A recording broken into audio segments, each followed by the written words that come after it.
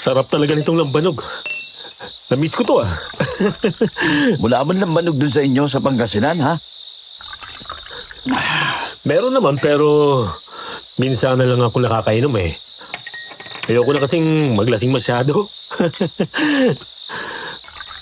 Ang sabihin mo, takot ka lang sa syota mo. Takot ako kamo sa tatay noon. Dating sundalo eh. Mahal ko pa buhay ko, no? Seryoso? Kaya naman pala. Pero oy, ba't ka nga pala napauwi? Dito ko pa dumiretso sa bahay. Ang totoo kasi niyan, Brad, ikakasal na ako. Ha? Seryoso? Magpapagapos ka na? Hindi naman siguro pagpapagapos yun, ano? Gusto ko rin naman eh, pero kasi nabuntis ko si Sharon. Tapos ayun, gusto ng tatay niya na makasal kami bago pa siya manganak. Tama lang din naman. Gusto lang masiguro ng tao na hindi mo matatakasan yung anak at magiging apo niya. Oh, heto pa, oh. Salamat, Brad.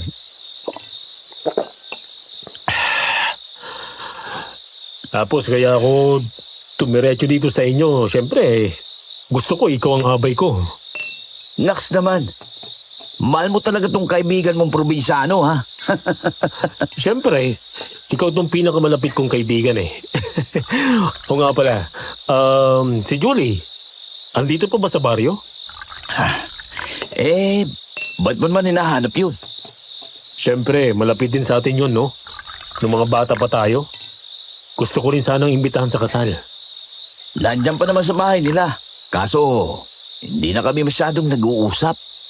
Simula kasi nang bumalik siya rito sa baryo, hindi na halos kumikibo sa kahit sino. Umalis din pala siya dito sa Catanduanes? Oo, pagkatapos pumanaw ng nanay niya, mga 2 taon na yata ang nakararaan. Balita ko, noon sa Sorsogon pumunta. At saka tapos bumalik siya noong nakaraang mga 4 na buwan pa lang.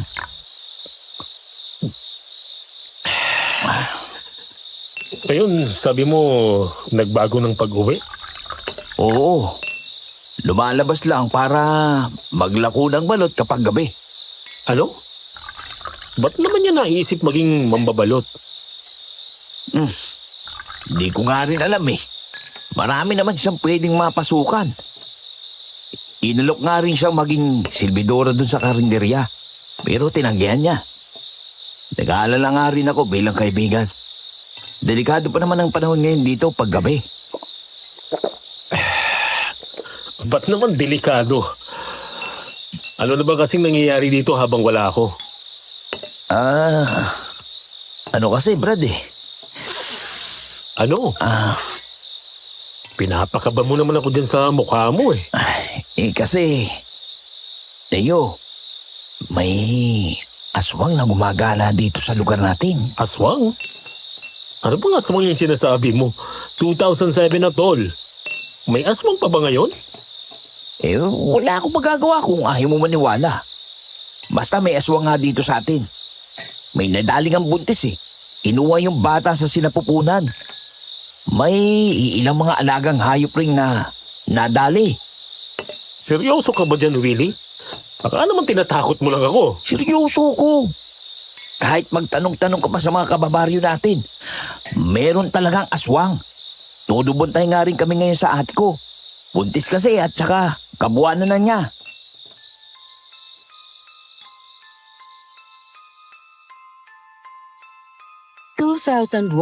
Nang magkasabay na pumanaw sina nanay at tatay sa isang aksidente.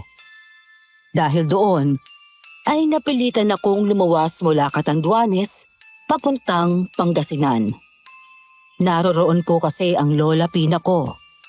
Doon ko na rin nakilala ang naging kasintahan kong si Sharon. Nagsimula po itong ikukwento ko nang mabuntis ko ang aking mahal. 2007 po nito. Gusto ng kanyang tatay Badong na maikasal kami ni Sharon bago pa siya manganak. Kaya naman, agad naming inayos ang mga bagay-bagay. Bumalik din muna ako ng Catanduanes para imbitahan ang dalawa sa mga kababata ko. Ang hindi ko alam, ipahahamak pala ng simpleng kagustuhan kong yon ang mapapangasawa ko. Bago ko nga pala makalimutan, ako po si Leo at nasa 25 anyos po ako nang mangyari ito. Tao po? Julie? Julie? Nandiyan ka ba? Tao po? Julie? Sino yan? Ayun! Andiyan ka naman pala eh. Ako to, si Leo. Leo! Kailan ka lang bumalik? Kahapon lang ako nakarating. Halika, pasok ka muna.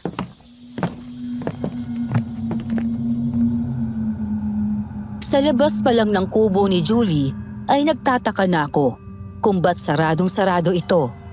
Pero nang maalala kong nagtitinda siya ng balot kapag gabi, naisip kong baka nagpapahinga lang yung tao. Ang tagal mong nawala Kumusta ka na ba? Ayos lang ako. Naging maganda naman ang takbo ng buhay ko ron. Ikaw ang kailangan kong kumustahin. Balita ko, naging mambabalot ka ngayon. Bakit ba yan ang pinili mong kabuhayan? Marami namang ibang pwedeng pagkakitaan Isa pa, nakapagtapos ka rin naman ng high school. Madali ka makakahanap ng mas matinong trabaho sa syudad. Huwag mo akong alalahanin, Leo. Ayos lang ako. Pinili ko ang kabuhayang to. Gusto ko rin naman Sigurado ka ba dyan?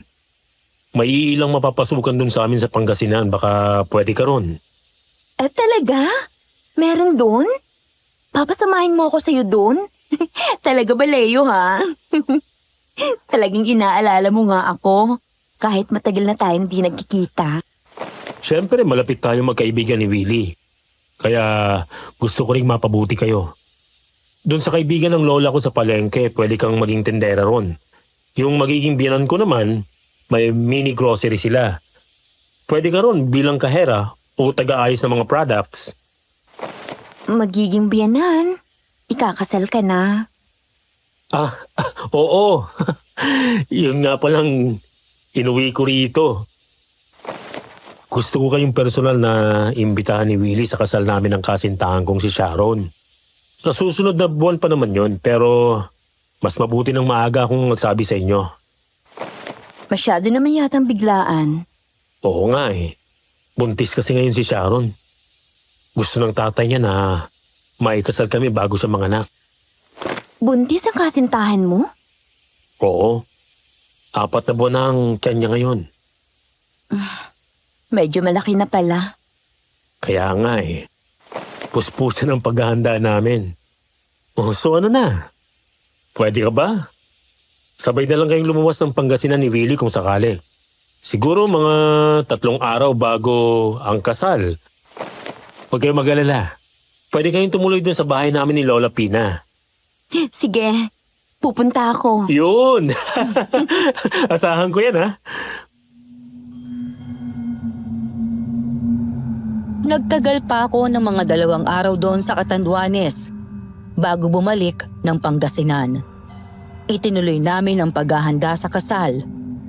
Lumipas ang 1 pang linggo, bigla na lang napatawag ang kaibigan kong si Willie.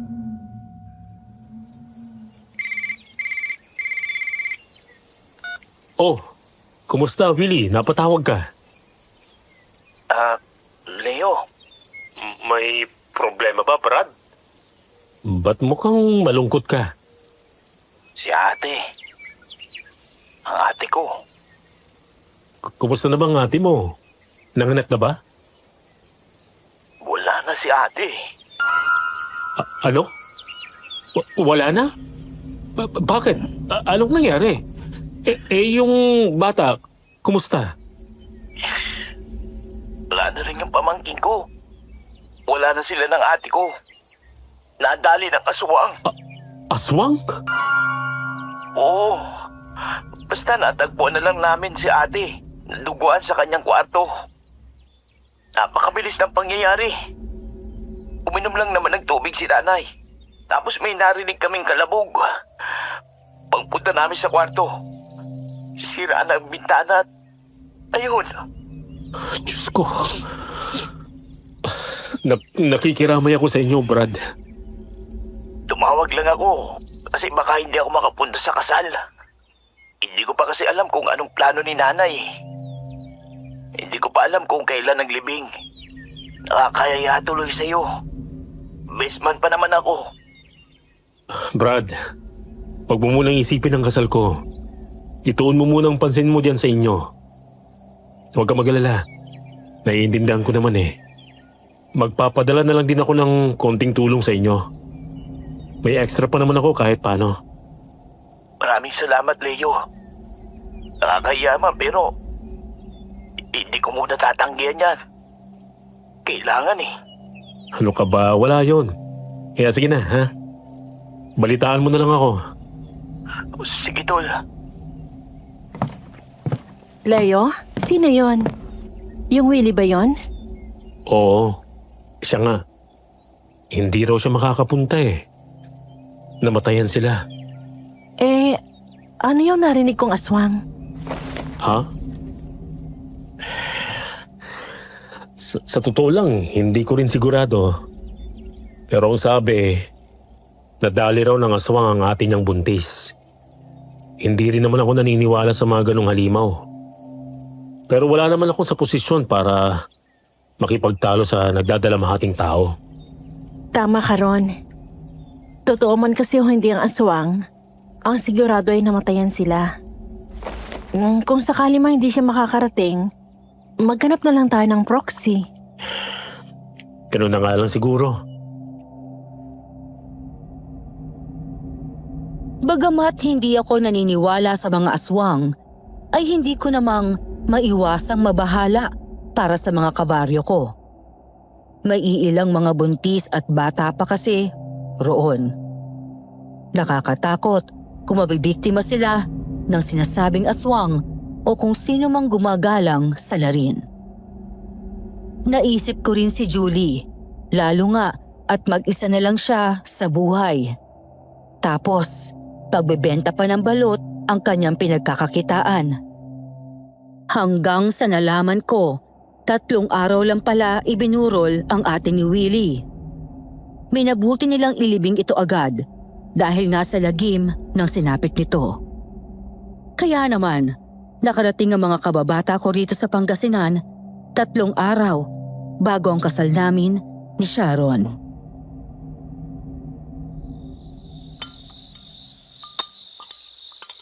Magsikain kayo. Huwag kayong mahihiya. Maraming salamat po, Lola Pina. Ganito pala tong bagnet. Sarap pala talaga nito. Ikaw, Julie, di ka ba kakain? Hindi na, busog pa ako eh. Kumain ako kanina sa biyahe. Tinapay lang naman yung kinain mo eh. Busog pa nga ako. Huwag niyo na akong alalahanin. Maraming salamat talaga sa inyong dalawa ha. Nagawa niyong makapunta. Lalo ka na, Willie. Alam kong mahirap ang pinagdadaanan ng pamilya mo ngayon. Ang totoo, Brad. Nag-aalangan nga akong pumunta eh. Kasi ayokong iwan muna si nanay. Pero siya na mismo ang nagsabi na pumunta ako at dumalo sa kasal nyo. Naisip ko rin baka pala rin ako rito. Alam mo na, baka may mahanap akong mapapasukan. Naku, kung mapapasukan lang, maraming pwede. Oo nga. Pwede ka sa mini grocery ng mga magulang ko. May connection din si Papa sa mga security agency. Pwede ka ron. Ay, maraming salamat sa inyo kung sakali. Napakalaking tulong na yan sa amin. Makakapagpadala na ako ng mas maayos na halaga para kina nanay at sa nakababata kong mga kapatid. Ikaw, Julie, anong balak mo? Nabanggit ko na sa'yo, di ba? Baka gusto mo magtrabaho na rin dito. Hindi pa ako nakakapagdesisyon eh. Pinag-iisipan ko pa. Ay, teka nga, sandali. Kanina ko pa napapansin. Ayos ka lang ba, Ineng? Namumutla ka kasi at parang tulala. Medyo nahilo nga po ako sa biyahe, Lola, pero huwag niyo po akong alalahanin. Ayos lang ako. Sigurado ka ba dyan, Julie? Baka gusto mo na magpahinga. Doon ka sa kwarto ni Lola. Pwede ka ron. Itong si Willie naman, dito sa may sala. Tungkol nga pala dyan, may nakausap kasi akong isang kakilala ko. Doon ako sa kanila tutuloy. Kakatagpuin ko siya mamaya. Sigurado ka ba dyan, Julie? Baka naman kasi nahihiya ka lang sa amin, ha? Naku, hindi naman. Matagal ko na rin kasing hindi nakikita yung kaibigan kong yon. Kaya naisip kong puntahan. Tapos, pupunta na lang ako sa mismong araw ng kasal nyo. Iatid ka na lang siguro namin para sigurado makakarating ka. Huwag na, Leo. Ayos lang ako. Mas pagtuunan mo ng pansin ang mapapangasawa mo. Alam mo na, delikado ng panahon ngayon. Ha? Huwag ka namang manakot ng ganyan. Di naman ganun kadelikado rito sa lugar namin eh. Ligtas naman dito. Oo nga naman, Julie. Wala namang aswang dito. Di tulad nun sa atin. Sa nangyari kay ate. Mas mabuti pa rin yung nag-iingat. O siya, alis na ako. Kita na lang tayo sa kasal ninyo. Ang dami kong napansing kakaiba sa kababata kong si Julie nung gabing yon. Una na roon ay hindi siya masyadong kumikibo. Taliwas yon sa nakilala kong ugali niya. Habang lumalaki kasi kami, ay likas sa kanya ang pagkamadaldal. Tinatawag pa nga namin siyang bida-bida ni Willie. Proud din naman siya mismo sa ugali niyang yon. Pero nung dumating sila sa Pangasinan, kakaiba po talaga si Julie. Hindi ko masabi noong una, pero ramdam kong ayaw niyang naroon siya. Pansin ko ring makahulugan ang tingin niya kay Sharon.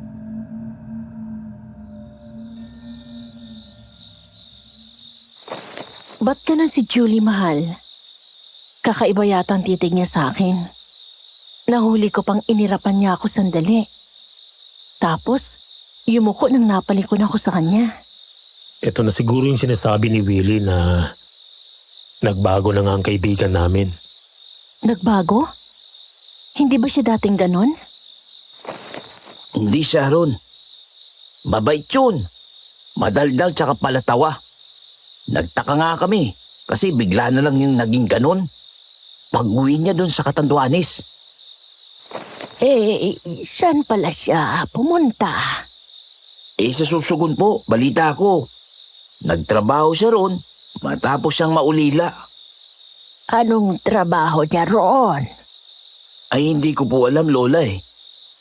Di naman kasi siya nagkikwento ng makabalik. Hindi kaya may nangyari sa Sorsogon kaya siya nagkaganoon. Alam yun na baka may kung anong ikinabagsak ng kanyang kalooban. Hindi malabo yan, La. Siguro nga. May nangyaring masama doon na nagpabago sa kanya. Hayaan niyo po. Kitsempo ako. Kakausapin ko siya. Huwag na muna, Leo. Ako na muna kakausap kay Julie. Ang isipin mo, yung paparating na kasal ninyo. Baka masira pa ang araw nyo dahil dito eh. Sige. Ganun na nga lang, Brad. Ngayon, magpahinga na muna ako rito. Antok na ako eh. Oo, sige. Pwede ka dyan sa sofa. Medyo malapad naman kasi yan. Bigyan ka na lang namin ng unan at kumot. At napakalambot pa. Walang ganito sa bukid, no?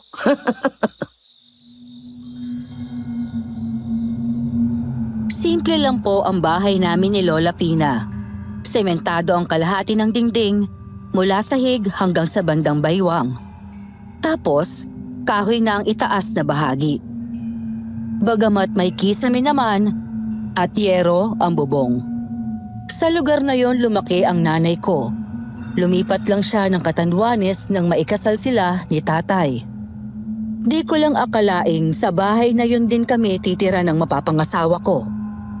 Mag-isa na lang po kasi si Lola Pina. Mabuti na lang at payag din naman ang mga magulang ni Sharon. Oo, medyo maliit lang ang bahay namin. Pero malinis naman kasi ito at maayos. Nakatulog naman po kami nung mga unang oras ng gabing iyon. Subalit, nagising na lamang ako nang may marinig na kakaibang huni ng ibon.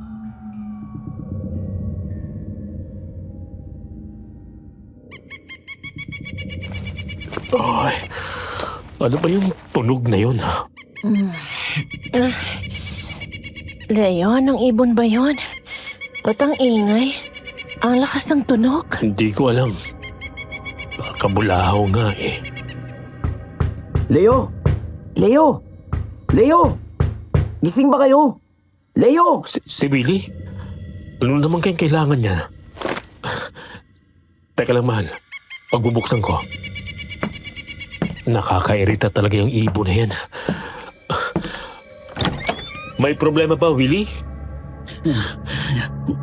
Narinig mo ba yung... Naririnig mo rin ba yung ibon na yan, di ba? Paano hindi ko yun maririnig eh? Ang ingay-ingay niyan. Nagising nga kami ni Sharon dahil dyan eh. Kailangan nyo mag-ingat, Brad.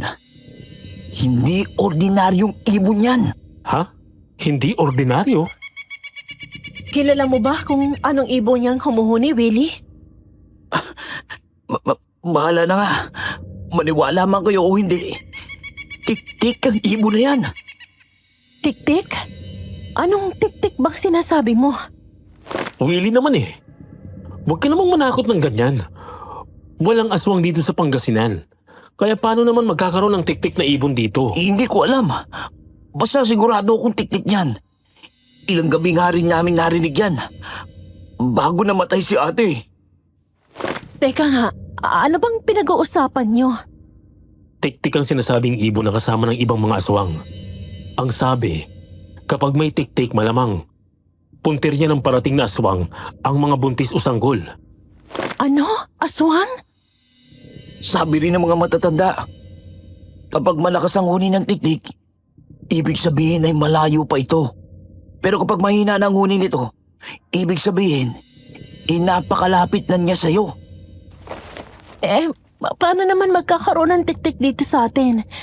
Wala namang mga ganyan dito banda sa norte eh. Yun nga rin ang sinasabi ko. Tsaka, humina yung huni? Yan ang nga sinasabi ko, Leo. Papalapit na siya.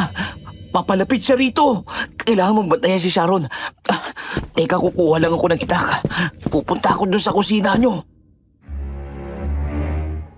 Hindi po kami kaagad nakareact ni Sharon sa mga sinabi ni Willie. Hanggang sa namalayan ko na lang na unti-unti nang dumadaing si Sharon. Aray, May problema ba, mahal? ang tiyan ko, Bakit ka napapadaing? ang tiyan ko, sumasakit. Ba't biglang sumakit ang tiyan mo? Diyos ko. Dalhin lang kita sa ospital. Huwag kayo lalabas. Tol, naghihintay lang yan sa malapit. Yang halimaw na yan. Willie, sigurado ka pa talaga sa sinasabi mo? Kapag di pa tayo kumilos, baka mapahamak ang anak namin. Aray, masakit na masakit. Sigurado ko, Leo. Kapag lumabas kayo ngayon, garantisadong mapapahamak ang mag-ina mo. At kaya sumasakit ang tiyan ni Sharon dahil sa presensya ng aswang. Anong nangyayari dito? Sharon, bakit nabibilipit ka dyan? Diyos ko. Lola, may aswang po sa labas. Inaaswang po si Sharon. Ano? Seryoso ka ba, Willie? May kumakatok. Ako na bahala, Leo. Aray! Ako na. Napakasakit na talaga. Ito na ba yun? Manganganak na ba ako?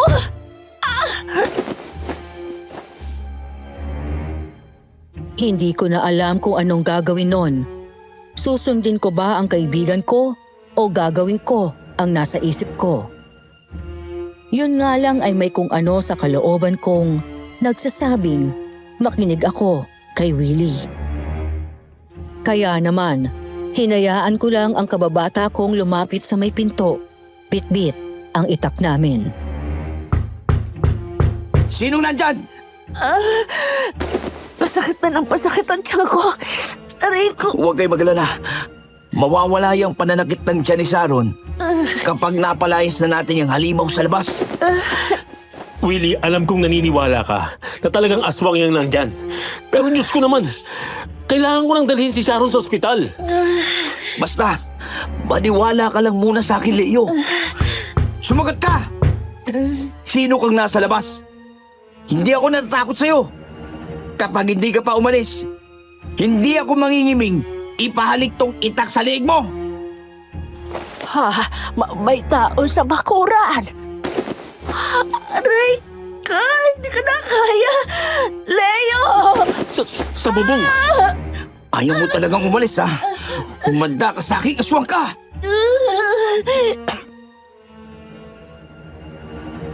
Nilalamukos na ako ng kaba at pangamba noon. Si Willie naman ay tarantang pumunta ng kusina. Kinuha niya yung lalagyan ng asin namin ni Lola Pina. Tapos, dali-dali siyang lumabas sa likod bahay. Humanda ka sa aking halimaw ka. Itong sa'yo! Diyos ko! Diyos ko po! Ano yun? Sharon! Dadalhin na kita sa ospital. Teka, Leo. Teka, ang tiyan ko, nawawala ng sakit. Ha? Sigurado ka ba dyan, mahal? Baka naman. Leo, napalayas ko na yung halimaw. Nakita mo ba ang aswang iyo? Hindi ko po nakita mismo yung itsura niya, Lola. Paglabas ko kasi, rekta saboy lang ako ng asin sa bubong ninyo. Pagkatapos, ayun, bigla na lang siya umiyaw. Kasunod po nun, may lumipad na napakalaking ibon na kulay itim. Ikaw, Sharon, kumusta ng pakiramdam mo? Ayos na ako. Hindi na sumasakit ang tiyan ko.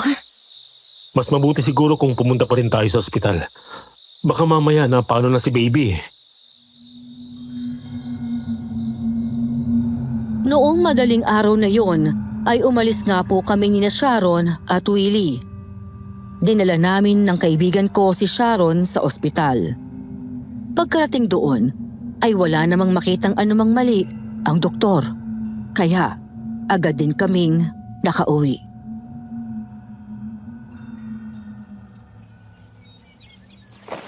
Hindi pa rin ako makapaniwalang may aswang pala talaga. At meron na ngayon dito sa amin. Buong buhay ko kasi ay wala pa akong nabalita ang ganyan dito sa Pangasinan. Napakahirap paniwalaan, Lola. Pero walang ibang paliwanag sa mga nangyari kagabi. Kakaibang huni ng ibon, hiyaw ng isang halimaw, tapos pagaspas ng mga pakpak. Isa pa, kung tao lang yung kumatok, dapat sumagot na yun ang buliwan ni Willie. Tol, salamat talaga at nandito ka, ha? Kung hindi dahil sa'yo, baka lumabas na kami kaagad kagabi para pumunta ng ospital. Malamang, nakasalubong na namin yung aswang sa labas. Wala nga naman yun, Leo. Mula nang mamatay kasi si ate, nagtanong-tanong na ako tungkol sa mga aswang at tiktik. Nakakapanghinaya nga lang eh. Kung nangalap lang sana ako ng mga ganong kaalaman dati pa, malamang, naagapan ko ang nangyari. Pero may tanong lang ako, Willie.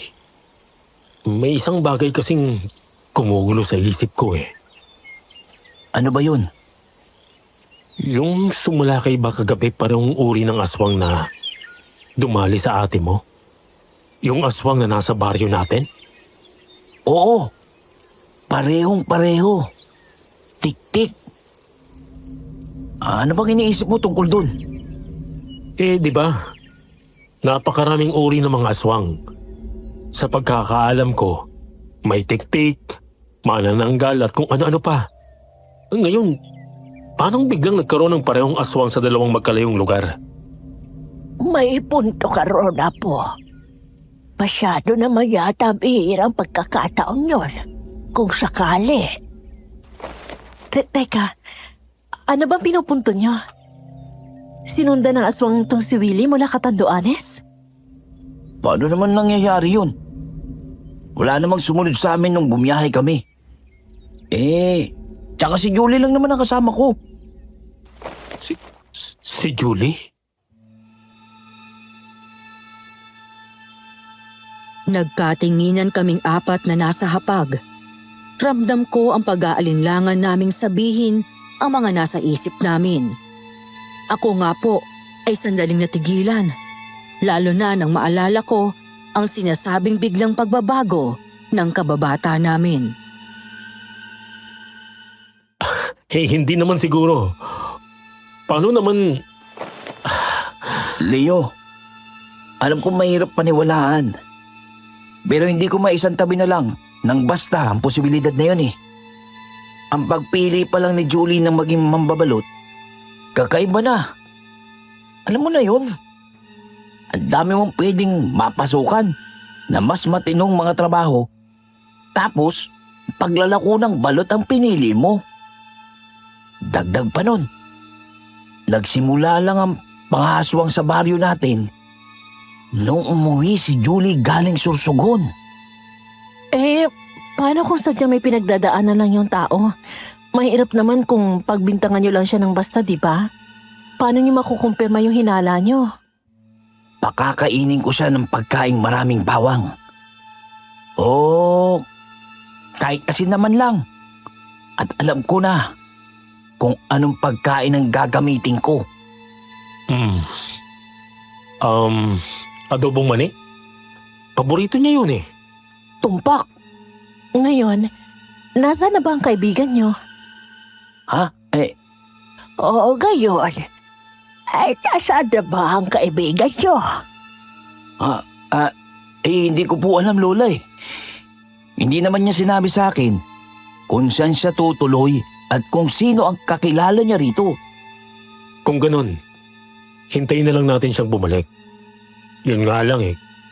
Aalis kami nitong si Sharon mamaya.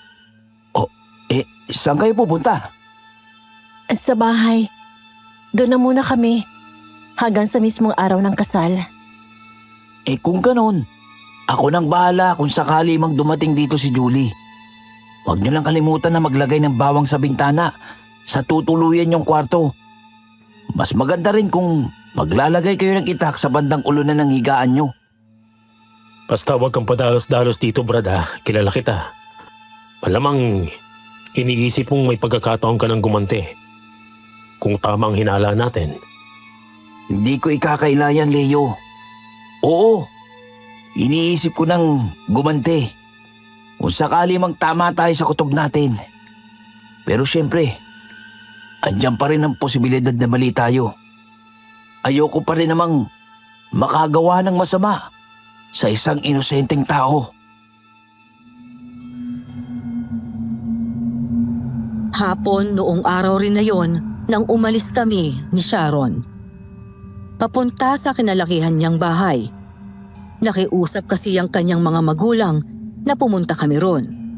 Mga 2 araw bago ang kasal. Mabuti naman at nandito na kayo. Kumusta ka naman doon kina Nanay Pina, anak? Ayos lang po, Ma. Alagang-alaga nga po ako ni Lola eh.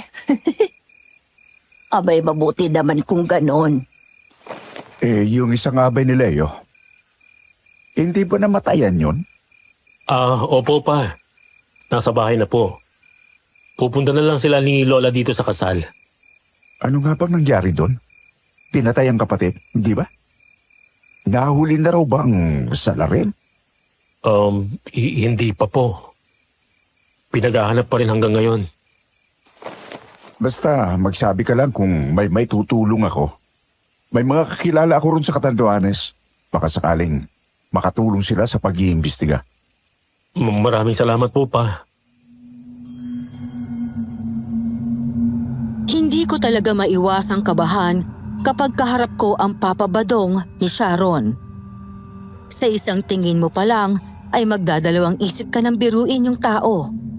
Napakabagsik kasi nitong tao. Tapos, bato-bato ang katawan. May peklat din siya sa kaliwang bahagi ng kalbong ulo. Nakuha raw niya yon sa isang digmaan laban sa mga rebelde. Medyo mataas din po ang ranggo nito bago magretiro. At noong mga panahong ito ay nasa 2 taon pa lang mula nang kumalas ito sa kanyang trabaho. Kaya masasabing buhay na buhay pa ang kanyang dugong mandirigma.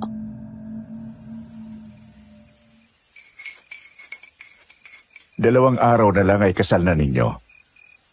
Alagaan mo itong unika iha namin, ha, Leo? Huwag na huwag mo itong bibigyan ng sakit ng ulo. Kapag nalaman kong pinaiyak mo ito, maski isang beses lang, may kalalagyan ka talaga sa akin. Opo pa. Pangako. Hindi ko pahihiyakin si Sharon. Papa naman huwag niyo naman sindakin ng ganyan si Leo. Hindi ko siya sinisindak.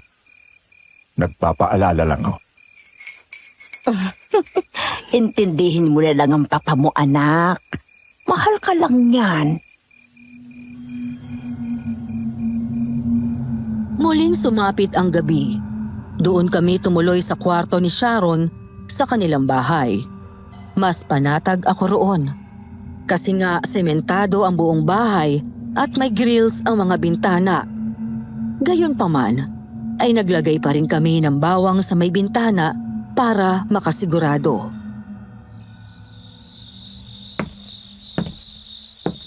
Para saan yung bawang dyan sa bitana? Mangangamoy kayo rito sa kwarto niyan.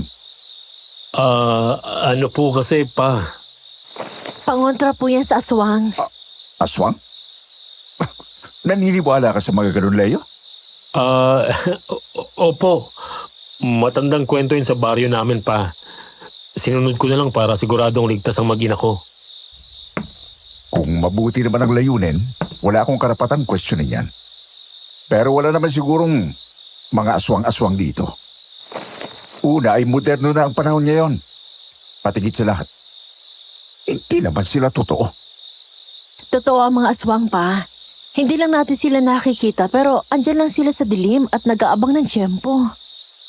Kung ganon, sila ang matakot sa akin. Magdadalawang isip silang saktan ka.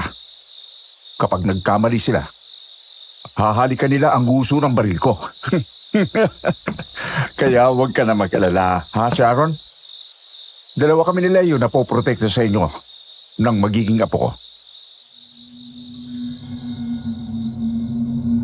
Kami naman ni Sharon ay nagsara na ng bintana at pinto sa kwarto.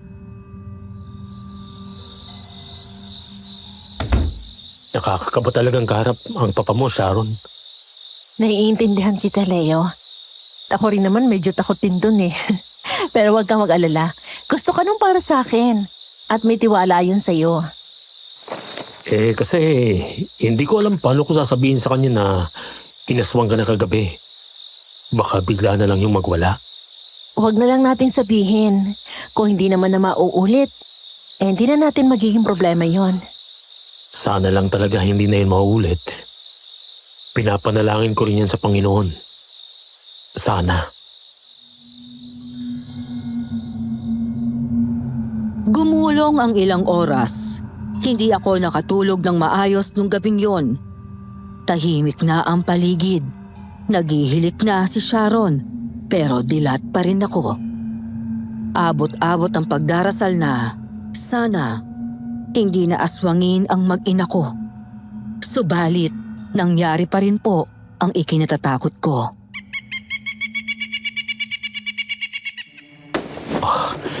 Hindi. Andyan na naman siya. Paano niya kami nasundan dito? Anong gagawin ko? Itak. Kailangan ko ng itak. Taranta akong bumangon at madapa-dapa akong pumunta sa kusina. Mabilis kong hinablot sa lagayan ang kanilang itak. Pati ang garapon nila ng asin ay binitbit ko na rin.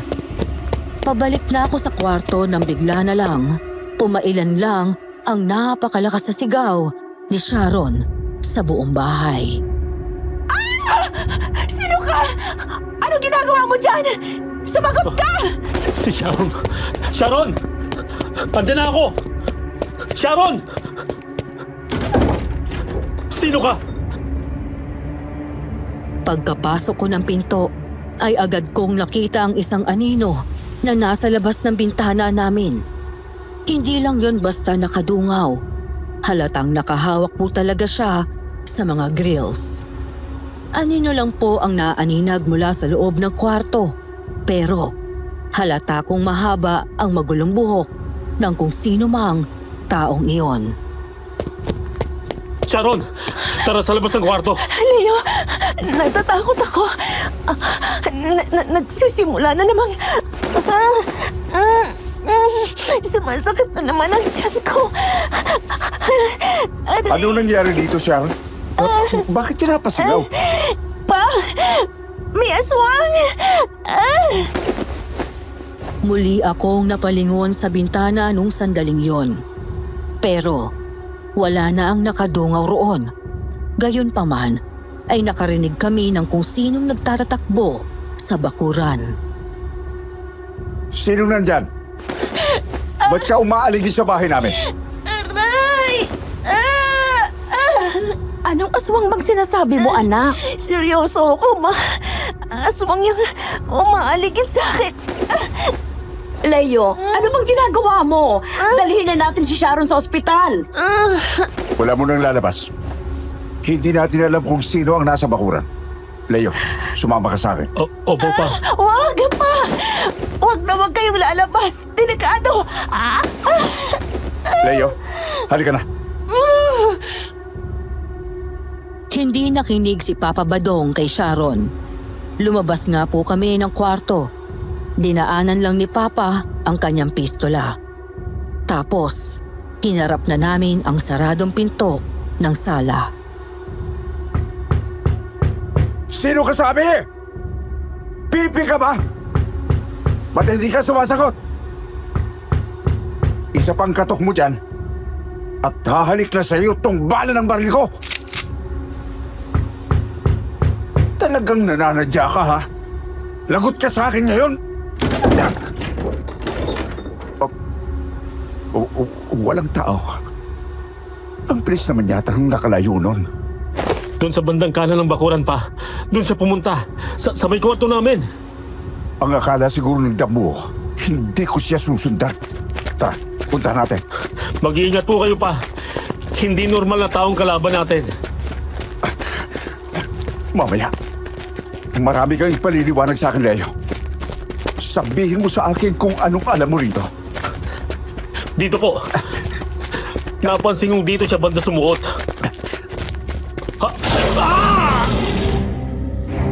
Gulat na gulat ako nang biglang lumundag mula sa bubong ang isang karimari-marim na nilalang.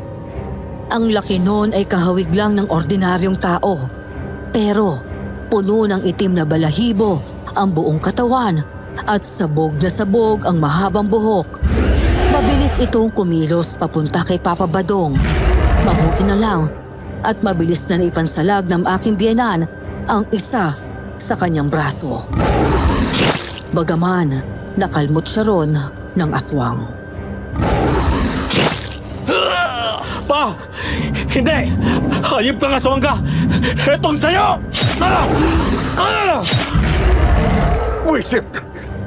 Hindi mo ko mapapatay ng gano'n na lang! Nagawa kong mataga ang aswang sa bandang likod. Nabaril naman siya ni Papa Badong. Yun nga lang ay nakailag ang aswang. Kaya dumaplis lang sa pisngi nito ang bala. Noon din po ay mabilis siyang tumakbo papunta sa may likod bahay. Hindi ka makakatakas! Papatayin kitang demonyo ko! Ibon? Nag-anyong ibon ng aswang? Nakakainis! Nakatakas ang kutong lupa ngayon! Nang makalayo ang aswang, ay bumalik kami sa loob ni Papa Badong. Nakita naming ayos na si Sharon. Naroroon sila nakaupo sa kusina ni Mama Perla. Agad-agad din ay ginamot ni Mama ang sugat ni Papa sa braso.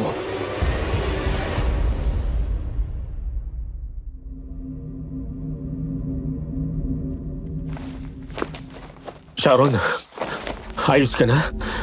Hindi na sumasakit ang tiyan mo? Hindi na, mahal. Huwag mo na akong alalahanin. May Leo. Sabihin mo sa akin kung ano ang nilalang na yon. Yung ba ang sinasabi mong aswang? Opo pa. Ang totoo, ikalawang gabi na ng pangangaswang nun kay Sharon. Bakit naman hindi nyo kagad sinabi sa akin? Bakit? Pag sinabi ba namin maniniwala kayo? Pinagtawanan nyo nga lang ang paglalagay namin ng bawang sa bintana eh. Siguro nga, hindi kayo tumutol doon, pero sineryoso nyo ba? Pasensya na, Sharon. Hindi mo rin ako masisisi kung ba't hindi ako naniniwala sa mga aswang na yan. Aray ko, Perlap. Dahan-dahan naman dyan. Malalim din niyang kalambot sa akin ng demonyong yun. Huwag na nating pagtalunan yung mga hindi naman dapat pagtalunan. Ayan eh, napatunayan na natin. Totoo ang mga aswang. Ngayon, ang gusto namin ay ikwento nyo kung ano ba talagang nangyari kagabi. Halos pareho lang ang nangyari, ma. May kakaibang huni ng ibon. Tapos, may tao sa bakuran at kumatok sa pinto. Ang kaibigan kong si Willie ang nagtaboy sa halimaw na yun kagabi. Gumamit siya ng asin at itak. Saan ba galing ang aswang na yun? Wala naman kasing aswang dito sa may norte. Nakapagtataka. Bigla na lang meron. Pa, naalala niyo po yung pagpatay sa kapatid ni Willie? Oh, yung buntis? Tapos hindi pa nahuhuli ang salarin? Yun nga, hindi ba? Muntik pa siyang hindi makadalo sa kasal niyo sa makalawa.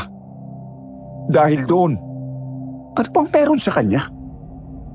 Ang totoo po kasi, aswang ang pumatay sa ate niya. Ano? Seryoso ba, Leo? Opo. At kaya pinuntirya yung ate niya kasi nga buntis. Mukhang ganun din ang nangyayari kay Sharon. Teka sandali. Sinasabi mo bang parehong nilalang ang naan dito ngayon na nasa baryo ninyo? Ganun na nga po pa. Isa pang tanong, kung inaswang na kagabi si Sharon, tapos naulit ngayon, ibig sabihin, pwede pang maulit yun? Pwedeng-pwede pa, ma. Kaya mas mabuting maglagay na tayo ng mga pangontra sa paligid ng bahay. Pero mas mabuti pa rin kung mabubutas ko mismo ang bungo ng demonyong yon. Rico, ano pa pala? Tandaan sabi! Yabang-yabang mo, sugatan ka naman. Nadali niya ako eh. Kasi hindi ako handa.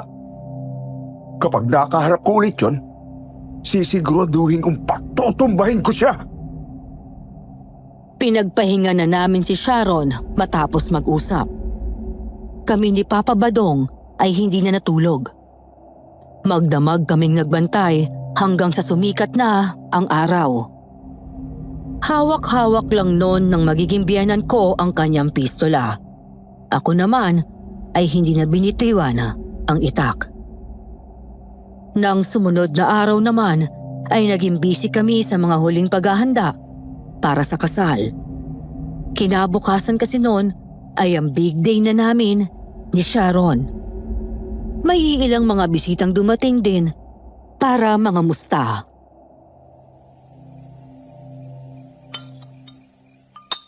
Salamat sa tanghalian. Mukhang masarap ng pinakbit, ah. Salamat, pare. Sige, kumain ka lang parang Emeng. Oo nga pala. Ba't ngayon ka dumating? Akala ko bukas ka pa. Ang totoo, nung nagdang linggo pa ako bumiyahe galing sa amin sa Leyte. May dinalaw lang kasi akong pinsan doon sa may Tarlac. Tapos ay naisip kong pumunta na lang dito ng maaga. Para hindi ako malate sa kasal ng inaanak ko bukas. O teka, paano ba yung braso mo? At saka ang laki ng bendang yan, ha? Oo. May nakalabang kasi kaming halimaw kagabi. Anong halimaw sinasabi mo? Aswang ba yan? Ha? Hindi nga. Seryoso. Paano ba kasi yan? Yun nga pare. May nakalaman kaming aswang kagabi. Inaaswang ang anak ko. Patingin nga ako ng sugat mo, pare. Naniniwala po kayo sa sinasabi ni Papa Ninong? Sharon, taga Leyte ako. Laganap sa amin yung mga kwentong aswang. At ako man mismo, ay may nakaharap ng aswang noong binata pa lang ako. At, totoo ba yung lagi mo ikwento dati pare? Pambihirang tao to. Ilang ulit ko nang kinuwento yun. Hindi ka pala naniniwala. Ang hirap naman kasi paniwalaan. May nakaharap kang aswang na nagaan yung baboy ramo. At ngayon, ikaw na mismo ang nagsasabing may nakaharap kang aswang. O sige na, patingin na nga ng sugat mo. Sinunod na ni Papa Badong ang kanyang kumpare na si Mang Imeng. Tinanggal nga niya ang benda na nakatabon sa kanyang sugat. Hindi pa man ito natatanggal ng lubusan, ay umalingasaw na mula roon ang amoy ng bulok na laman. Nakapagtataka, kasi nilinis at ginamot naman iyon ni Mama Perla. At nang tuluyan ng maalis ang benda, ay nagulantang kami sa nakita. Kakaiba ang itsura ng sugat na yon. Nangingitim ang laman sa loob at namamaga ang gilid-gilid na bahagi. Nagnanaknak din po iyon, tapos napakabaho.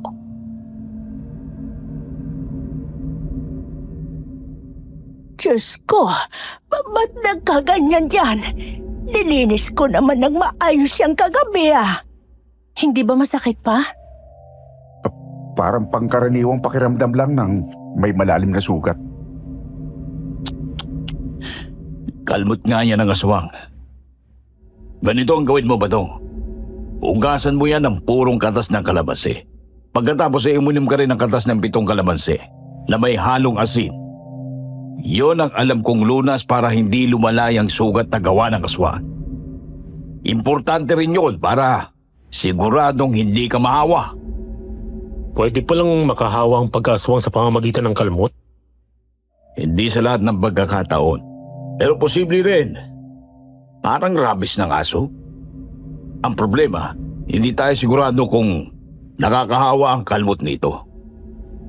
Kaya, mas mabuting manigurado. Noon din ay pinabili ako ni Mama Perla ng maraming kalamansi.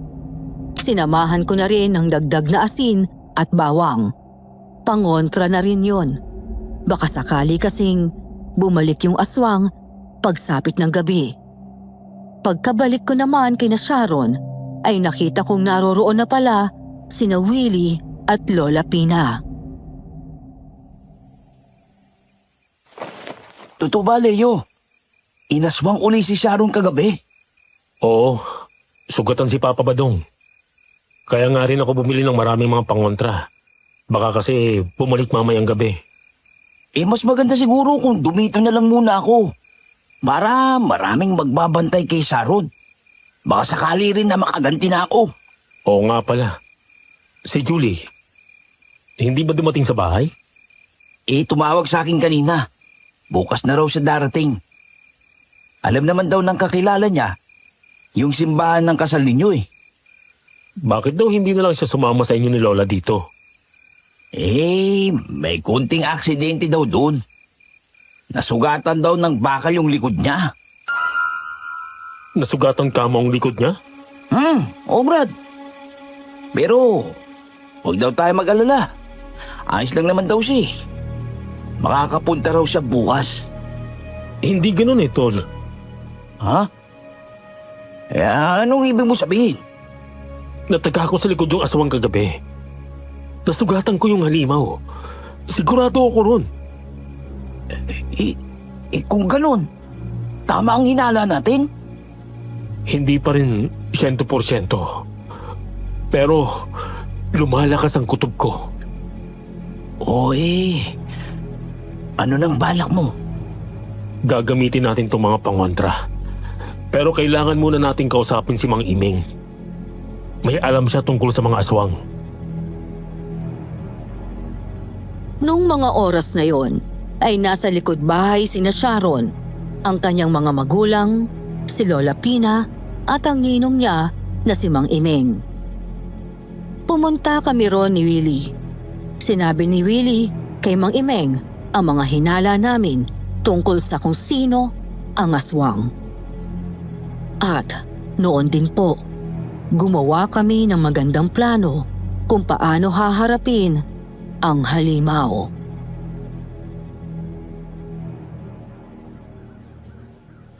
May dalawa tayong pagpipiliang gawin. Una, ituon ang pansin sa pagtaboy sa aswang para maprotektahan si Sharon. At ikalawa, kalabanin at tapusin ang halimaw. Alin sa dalawa ang mas gusto ninyong gawin natin? Yung ikalawa. Nasisiraan ka na ba, Badong? Wala kang nagawa sa aswang na yun kagabi. Ayan, at sugatan ka pa. Paano ka naman makakalaban doon kapag bumalik yun mamayang gabi? Kapag hindi natin tinapos ang halimaw na yun agad, ibig sabihin, ilang buwan pang malalagay sa alanganin si Sharon. Ibig sabihin, may ilang buwan pa ang aswang para sumubok ng paulit-ulit. May punto ka naman. Pero kasi, Naiintindihan kita, Perla. Yun nga lang, ay hindi ko papayag na manatiling buhay yung aswang na yun. Hindi pwede yun. Mananatili sa alanganin ang anak at apo natin sa pasyang yun. Papa, Sa totoo lang, isang ayon ako sa pasya mo, Madong. Mas mapoprotektahan natin si Sharon kung tatapusin na natin ang aswang sa lalong madaling panahon. sang-ayon ako sa inyo. Pero sa palagay niyo ba posible talaga yon? Malakas ang halimaw na yon. Magagawa niyo kaya talaga siyang tapusin. Sa palagay ko, posible naman po, Lola. Nagawa ko siyang sugatan kagabi. Ibig sabihin, hindi siya malabong puruhan. Isa pa po, Aling Bina. 4 naman kaming haharap sa halimaw. Itong si Badong, si Leo at ako. Tapos idagdag pa natin si Willie. Gaya naman ni Maring Perla ang mag-aalalay kay Sharon kung sakali magsumama ang pakiramdam niya. Oo nga po pala, Mang Imeng. May paraan ba para masiguro nating ligtas itong si Sharon habang hinaharap natin yung aswang? Hindi ako sigurado kung uumra pero may posibilidad. May posibleng paraan naman tayo. Una ay magkukwenta siya ng benditadong rosaryo. Ikalawa, guguhit tayo ng bilog sa sahig gamit ang durog na uling. At sa loob nun, doon uupo si Sharon. Magdadala siya roon ng dinurog na bawang at kahit anong bagay na gawa sa tanso. Sa pamamagitan nun, hindi siya basta malalapitan ng aswang. Tayo naman. Paano natin mapupuksa ang halimaw? Gamitin mo yung pistola mo. Pwede na yan. Lagyan mo ng konting asin ng mga bala. May 2 itak dito sa inyo. Si Leo at Willie na lang ang gagamit nun. Pudburan din natin ang pangontra mga patalim. At ako naman, etong mga stick ng barbecue. Pwede na ang mga ito. Sigurado ka ba dyan, pare? Aswang ang kakalabanin natin. Tapos yan ang sandata mo? Lason sa mga aswang ang kawayan. Manghihina sila kapag nasaksak ng mga pinatulis na kawayan. Mas maganda sana kung kawayang si Bato pa na. Pero wala naman tayo nun dito, kaya ito na lang ang gagamitin ko. Sayang nga lang at di ko nadala ang baril ko. Wala na po ba tayong iba pang dapat tandaan, Mang Imeng? Oo nga pala, magsuot tayo ng kulay itim o pula para hindi tayo basta suguri ng halimaw. Maglagay din tayo ng asin sa bunbunan natin. Sige. Ngayon naman, pag-usapan natin ang magiging pwesto natin habang hinihintay ang pagdating ng aswang. Itinuloy pa namin ang pagpaplano nung hapong yon. Pagkatapos ay bumalik na kami sa mga aasikasuhin para sa kasal namin ni Sharon. Habang naghihintay na gumabi, may iilan ding mga dumalaw para mga musta. Kaya kailangan naming umakto na parang walang inaalala. Pumanap nga lang ng mga palusot si Papa Badong para siguraduhin walang dagdag na magpalipas ng gabi sa bahay.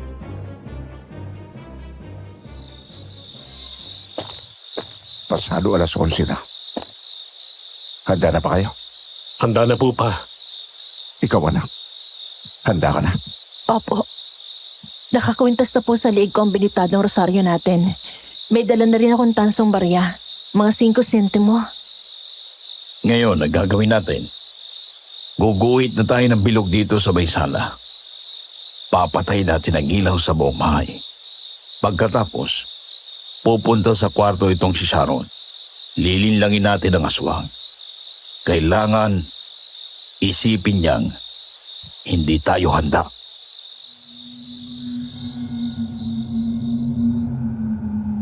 Ako ang gumuhit ng bilog sa may sala. Ginamit ko ang nakahandang dinurog na uling. Pagkatapos po noon ay pumasok na kami ni Sharon sa kwarto at humiga. Nasa may ulunan lang namin ang itak. Sana talaga matapos na to ngayong gabi, mahal. Para wala na tayong alalahaning aswang pagkatapos ng kasal natin. Yan din ang dinadalangin ko, mahal. Sana magtagumpay tayo ngayong gabing to. Oh, sige na. Matulog ka na muna.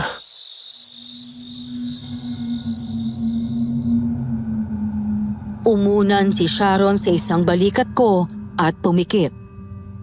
Ako naman ay nanatiling dilat habang nag-aabang sa mga mangyayari. Aminado akong todo ang kaba ko noong mga sandaling yun. Hindi kasi talaga ako sigurado kung ano ang kalalabasan ng pagharap namin sa aswang. Tumahimik ang paligid. Wala akong ibang marinig, kundi huni ng mga kuliglig mula sa labas. Hanggang sa pumatak ang hating gabi. Wala pa rin akong napapansing kakaiba.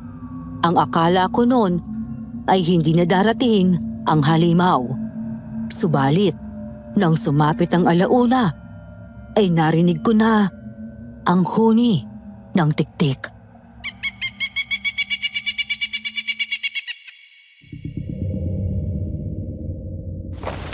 Nandiyan na siya. Tumating nga ang aswang. Leo, siya na ba yun? Oo, mahal ko. Siya na yun. Ihanda mo ng sarili mo. Ang tiyan mo, hindi pa sumasakit? Hindi pa. Hintayin muna nating makaramdam ako ng konting sakit bago tayo kumilos. Kailangan malinlang natin yung aswang. Humina na. Naririyan na siya sa malapit. Heto na. Heto na, Leo. Sumasakit na tiyan ko.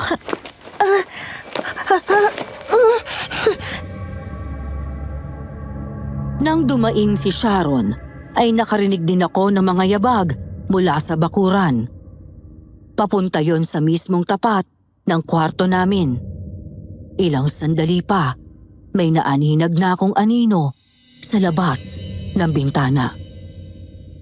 Ganon pa rin, isang tao na may sabog-sabog at mahabang buhok. Doon ay kumilos na kami. Halika na, Sharon. Lumabas na tayo dito sa kwarto. Oo, Leo. Tara. Inalalayan ko si Sharon palabas ng kwarto namin. Kasabay ng pagbukas ko sa pinto, ay narinig kong kumalabog ang bubong. Subalit, noon din po ay bigla na lang napahiyaw ang halimaw. Yan ang bagay sa'yo, halimaw ka! Bilisan niyo, Leo! Dalhin mo si Sharon dito sa bilog! Diyan muna kayo, Sharon. Mama Perla, Lola Pina, pupuntahan ko sila sa labas. Mag-iingat ka, Leo. Dali-dali na akong lumabas ng bahay. Bit-bit ang isang itak. Dinig kong nasa may likod bahay banda ang mga kalabog Kaya doon ako dumiretso. Pagkarating ko ron, ay saktong nagpaputok ng pistola si Papa Badong at muling humiyaw ang halimaw. Yan ang dapat sa iyong kutong lupa ka! Pagbabayaran mo ang panggugulo mo sa anak ko! Hindi pa tayo tapos! Ha! Nakita ko sina Mang Iming at Willie na nasa ibabaw rin ng bubong. Pinagtulungan nilang sagupain doon ang halimaw. Kakalmutin pa sana ng aswang si Willie. Ngunit bigla na lang nagsaboy ng asin si Mang Iming. Kaya naman, namalayan ko na lang na lumundag na pala ang aswang at dumiretso mismo sa kinaroroonan ko. Ngayon, humanda ka sa akin. Isang malaking pagkakamali na dito ka mismo pumunta sa harap ko. Nataga ko ang aswang sa may balikat. Subalit, hindi ko namalayan ang kanyang sipa. Tumama iyon sa isa kong tuhod, kaya ako natumba patagilid. Gayunpaman ay umunday pa ako ng taga at nadali ko naman siya sa may hita. Ang kaso, nagawa pa rin itong makalundag ng kaunti palayo. Dali-dali itong umakyat sa sementong bakod at tumuloy papunta sa labas ng bakuran. Sundan natin ang halimaw na yan. Sugatan yun. Siguradong hindi yun makakalayo. Leo, kaya mo pa ba? Opo, kaya ko pa. Tara na! Baka makalayo pa yun ng tuluyan! Hindi na kami nagsayang ng panahon. Lumabas kami ng bakuran at tinumbok ang bandang likod ng bahay. May iilang mga puno po roon. Tapos, makapal na talahiban.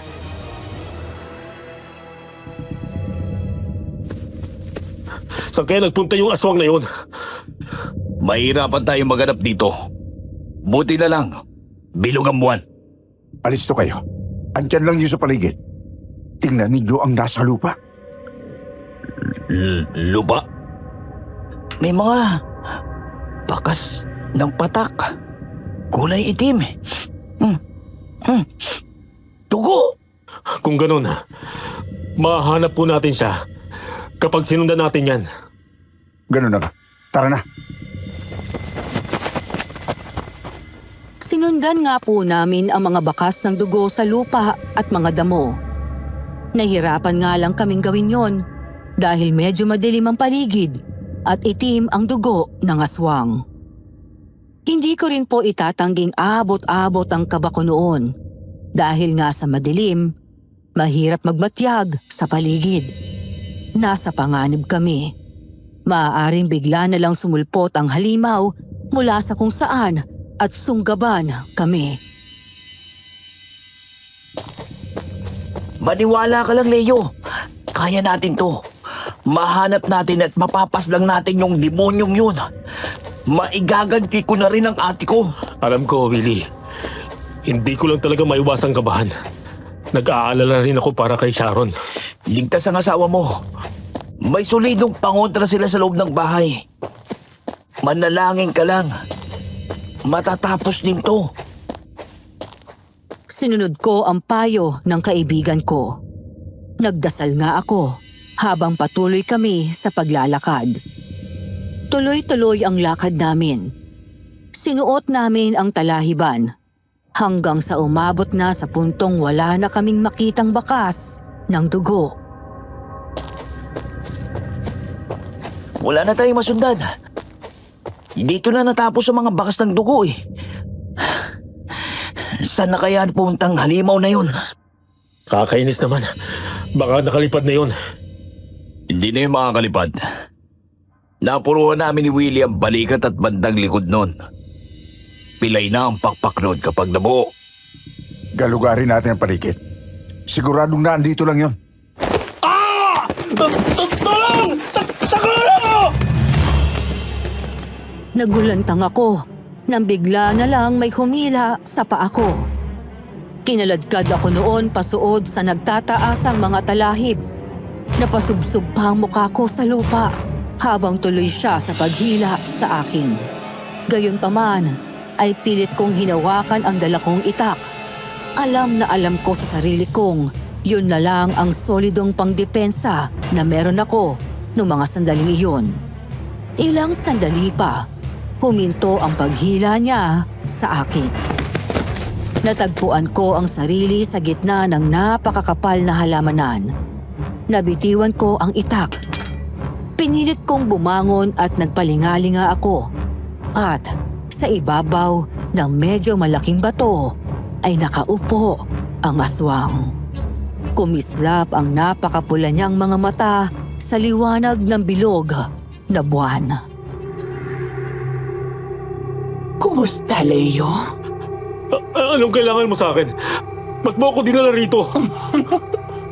Huwag kang matakot. Hindi kita sasaktan. Maniwala ako sa'yo, isa kang demonyo. Isa kang halimaw. Kung gugustuhin mo, ay matatapos mong buhay ko sa isang iglap. Sumagot ka. Anong kailangan mo sa akin? Ang sakit mo namang magsalita. Pero kung sa bagay, totoo namang halimaw nga ako. Yun nga lang, wala akong balak na saktan ka. Sabihin mo na kasi. Ano bang kailangan mo sa akin? Bakit mo ako dinala rito? Napakasimple lang.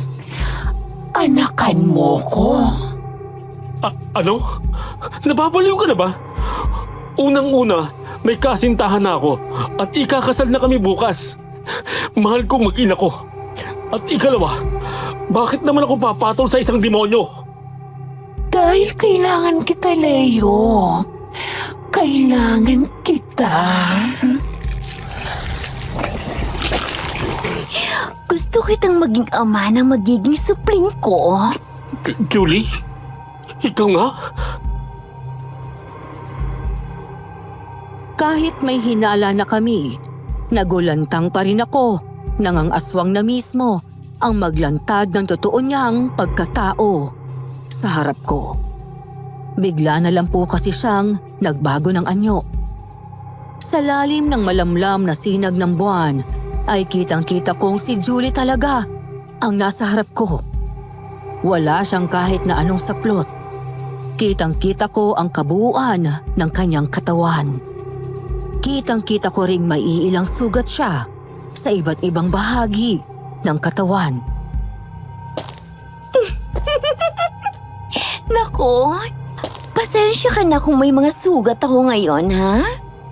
At pasensya ka na rin kasi sa dami ng pwedeng lugar, dito pa tayo magiging isa. Ano ba kasing nangyari sa'yo? Bakit ka naging aswang? May tugong aswang ang angka namin, Leo. Angka ng ama ko. Nung bumalik ako ng Sorsogon, dun ko tinanggap ang kapangyarihang ito. Pero bakit? Bakit mo tinanggap? Julie, mabait ka. Mabuti kang tao. Dapat tinanggihan mo. Bakit ko naman tatanggihan ang kapangyarihang dapat sa akin? Bakit ko tatanggihan ang kalikasan? Biyaya para sa akin ang kapangyarihang ito, Leo. Kaya tinanggap ko. Halimaw ka. Napakasakit mo talagang magsalita. Pero, hindi na bale. Dahil ngayong gabi, akin ka. Hindi! Hindi kailanman! Hindi ako mapapasayo. Mahal ko si Sharon. Mahal ko ang anak namin. Kung mahal mo ang mag-ina mo, papayag ka sa gusto ko. Tandaan mong makapangyarihan ako, Leo. Kung gugustuhin ko, ay kaya ko silang puntiryahin. Kaya kung ako sa'yo... Sumunod ka na lang! Huwag mo na akong galitin! Huwag na huwag mong sasaktan sina Sharon! Alam mo, Leo,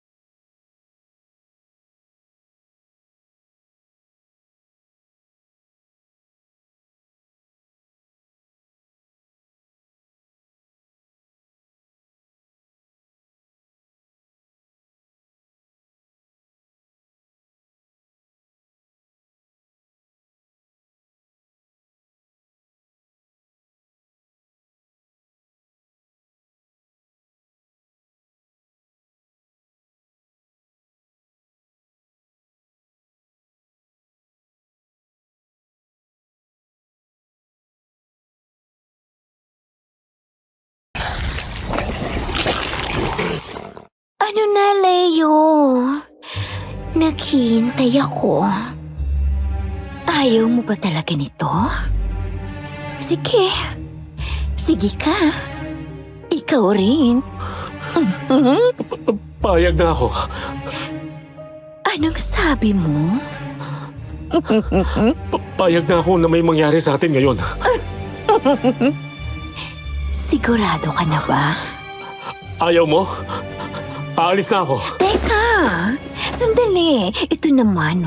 Siyempre, gusto ko. Kung ganon, alika. Lumapit ka sa akin. Kunin mo ako, Julie. Pinapasabik mo ako, ha? Naririyan na ako. Mahal ko.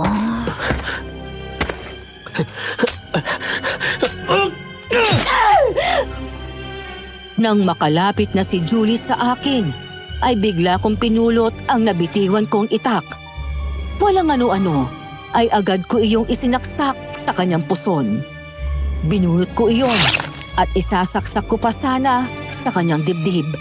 Subalit, agad na siyang nakalundag paatras.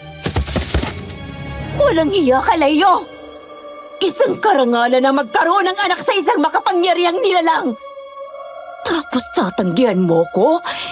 Sinayang mo ang ibinigay ko sa iyong pagkakataon! Hindi masasayang ang isang walang kwentang pagkakataon. At kailanman, hindi ako manghihinayang! Yeah! Inundayan ko ng taga ang aswang. Subalit, sinalubong niya iyon ng matatalas niyang mga kuko. Habang nagkakagit-gitan ang patalim ko at ang kuko ng halimaw, ay bigla na lang niya akong sinuntok sa sikmura. Tiniis ko iyon kahit halos masuka na ako sa sakit. Kinabig ko ang itak. Napahiyaw ako nang makalmot niya ako sa balikat. Kakalmutin pa sana niya ako ulit nang biglang pumailan lang ang magkakasunod na putok ng baril.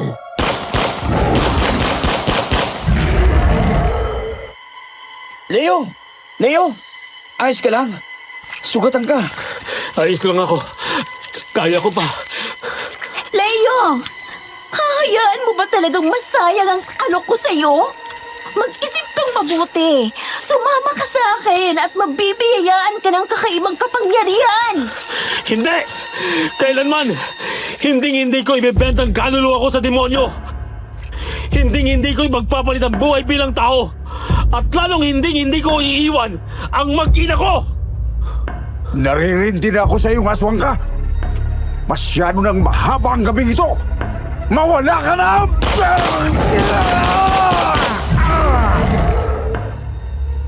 Sinubukan pa ulit makatakas ni Julie, pero hindi na siya nagtagumpay. Magkakasunod na bala kasi ang pinakawala ni Papa Badong, kaya naman natumba na ang aswang sa damuhan. Doon ay pinagtatataga at pinagsasasaksak siya ni Willie at ni Mang Imeng, hanggang sa bumalik na ito sa pagiging anyong tao. Julie! Ikaw? Ikaw ang aswang? Pagbabayarin niyo to. Babayad kayo. Ikaw ang magbabayad. At ito na ang karma mo, Julie. Marami kang pinatay sa baryo. Pinagtangkaan mo ang asawa ko. Tapos, binalak mo pa akong akitin. Nakakadiri ka. Itinuring ka naming kapatid. Kaibigan ka namin. Tapos anong pinagkakagawa mo? Hindi. Hindi pa ito ang wakas. Hindi.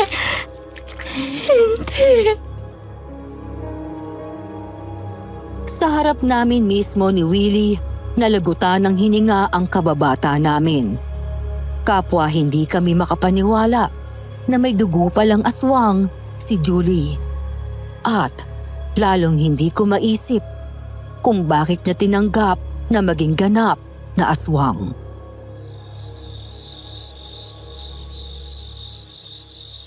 Alam mo kasi, Leo, hindi basta-basta natatakasan ng isang tagapagmana ng bato ang nakatakda para sa kanya. Pwedeng mabuting tao sila habang lumalaki. Pero pagsapit sa takdang oras, ay unti-unti silang nagbabago. Yun ang kalikasan para sa kanila. Mahirap nang baguhin. Mamaya ng usap. Libing na natin tong katawan. Lagot tayo pag may nakakita sa bangkay nito eh. Kailangan muna natin yan sunugin, pare. Pagkatapos hanapan natin ang paraan para maitapon sa dagat. Para siguradong hindi na babangon yan. O hindi naman kaya, maiwasang makuha ng ibang nilalang ang kapangyarihan sa loob nan.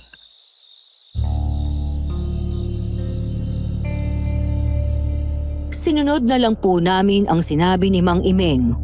Sinunog nga namin ang katawan ni Julie. Bagamat, tinago muna namin pansamantala ang mga abo. Balak namin noon ay tsaka na iyon itapon pagkatapos ng kasal. Mabuhay ang bagong kasal! Maraming salamat po sa inyo. Hindi magiging posible ang okasyong ito kung wala kayo. Thank you po sa lahat. Salamat po sa pagdalo. Nairaos naman po ng maayos at matiwasay ang kasal namin ni Sharon. Latang-lata nga lang ako noon. Dahil sa pakikipagsabunuan namin sa aswang ng nagdaang gabi. Pero hindi bali na. Sulit naman eh. Ang mahalaga, ligtas na ang mag-ina ko. Naitapon din namin ni Willie ang mga abo ni Julie sa dagat. Kaya panatag kaming hindi na niya kami guguluhin pang muli. Naging mapayapa ang pagsasama namin ni Sharon mula noon. Naging maayos din ang kanyang pagbubuntis at napakalusog ng anak namin ng isinilang. Nasundan pa nga namin siya ng 2 pa at pare-pareho na silang malalaki ngayon. Hanggang dito na lang po ang kwento ko. Sana po ay nagustuhan ninyo. Ngunit, bago ko pa man tuluyang tapusin, isang munting paalala lang po. Mag-ingat tayo sa mga taong nasa paligid natin. Minsan kasi, akala natin, kilalang kilala na natin sila. Pero, ang hindi natin alam, magdadala pala sila ng pasakit at kapahamakan sa buhay natin.